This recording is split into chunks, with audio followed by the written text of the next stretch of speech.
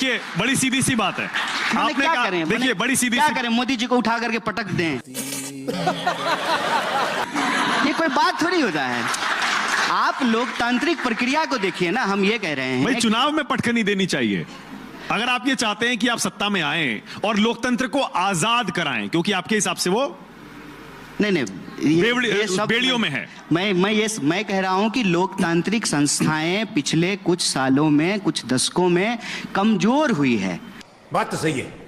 जिस तरह से हर चीज का सत्ता का केंद्रीकरण हो रहा है, पूंजी का केंद्रीकरण हो रहा है, ये किसी भी लोकतांत्रिक देश और समाज के लिए अच्छा नहीं। क्या इसी वजह से हार रहे हैं चुनाव? क्या इसी वजह से आपको लगता है चुनाव हार रहे हैं? बताता हूं, मैं इसका एक एग्जाम्पल देता हूं। देखिए हर टीवी चैनल पर सरकार के लोग जाकर के कह रहे हैं कि हम 5 ट्रिलियन इकोनॉमी बनने वाले हैं। बजाइए ताली, बहुत अच्छी बात है। हम 5 क्या, हम 15 ट्रिलियन की इकोनॉमी बन जाएं।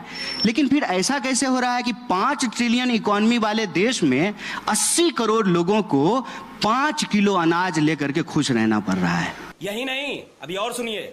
ऐसा कैसे हो रहा है कि इस देश के नौजवानों को 55% यूथ हैं इस देश में, उनको 5,000 की नौकरी नहीं मिल रही है और एक अमीर अपने बेटे की शादी में 5,000 करोड़ रुपया खर्च करता है? सही पकड़े हैं। और कन्हैया भाई, ये जो प्रश्न है, अगर इतने गंभीर मसले हैं जी, अगर इतने गंभीर मसले हैं और जनता इतनी परेशान है, फिर तो विपक्ष को इस बार जीतना चाहिए था। इंडिया गठबंधन मिलकर भी आप हरा नहीं पाए मोदी जी को। देखिए अव्वल तो जो है, ये ऐसा मत प्रिटेंड कीजिए कि मोदी जी अकेले हैं। मोदी जी का दायां पैर जो है नीतीश जी के हाथ में और बायां चंद्रबाबू नायडू जी के हाथ में है। क्या बात है सर, क्या बात है सर। देखिए किसी को ना बढ़ा चढ़ा के मत बोलिए। वो अगर उस तरह से देखिएगा तो उनकी सीटें घट गई हैं। वो 303 सीट थी, 240 पे आ गए हैं। लेकिन मैं उसमें जाना नहीं चाहता हूं। मैं संख्या के उस आधार पर लोकतंत्र को, उसके डिस्कोर्स को सीमित नहीं करना चाहता हूं। देखिए संख्या का क्या है, कोई बैठा हुआ है, पॉलिटिक्स में स्टेक कितना है। मैं कहता हूं कि किसी बीजेपी वाले से पूछ लीजिए, यहां मत पूछिएगा, उसको पार्टी से निकाल देगा। जब बुलाते हैं तो उधर पूछिएगा पीछे कि भाई आज तुम सांसद हो, मंत्री हो, तुम्हारी चलती कितनी है? खाली साइन ही करते हो कि डिसीजन मेकिंग में तुम्हारा कोई स्टेक है? 2 लोग सरकार चला रहे हैं, पहले तो 2.5 थे कम। अरे बाप रे, ये तो धोती खोल रहा है। कम से कम जेटली जी थे तो 2.5 लोगों की सरकार थी। अब तो 2 लोग हैं। और बताइए, और आप देखिए कि सत्ता का केंद्रीकरण कैसे हो रहा है। और आप ये मत कीजिए मानक जी, आप अकेले थोड़ी चैनल चलाते हैं। वो कैमरामैन का कोई रोल नहीं है। वो एडिटर जो बैठ करके कान में जो आप लगाए हुए हैं, वो जो बोल रहा है आपको, उसका कोई रोल नहीं है। आपके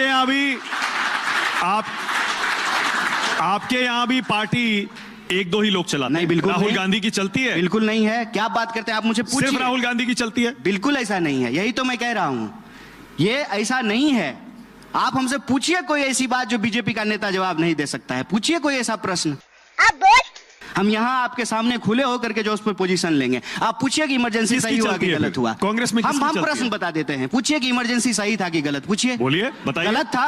हाँ। हम बोल रहे हैं, बोलिए। हाँ। आप बीजेपी के किसी नेता से पूछ लीजिए कि आज इमरजेंसी लगी हुई है, सही है कि गलत है। धीरे से भी नहीं बोलेगा, पता है आपको। ये हुई ना बात। ये फर्क होता है।